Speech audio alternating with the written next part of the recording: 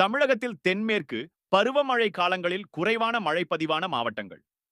மயிலாடுதுறையில் எப்போதும் 304.7 மில்லிமீட்டர் மழை பதிவாகும். ஆனால் இந்தாண்டு 205 மில்லிமீட்டர் மழை மட்டுமே பதிவாகியுள்ளது. இது 33% குறைவாகும்.